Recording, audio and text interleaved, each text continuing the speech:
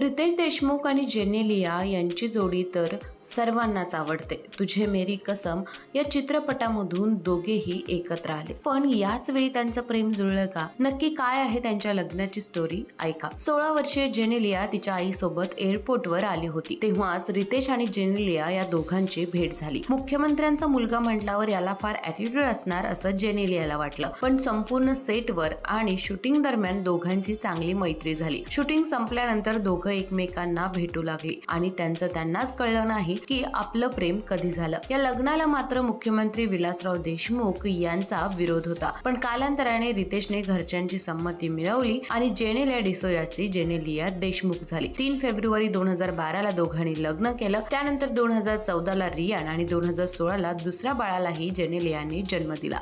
आता दोघांची जोडी सुद्धा सुपर डुपर हिट आहे. त्याचबरोबर त्यांचे कॉमेडी व्हिडिओ सुद्धा लोकांना खूप आवडतात.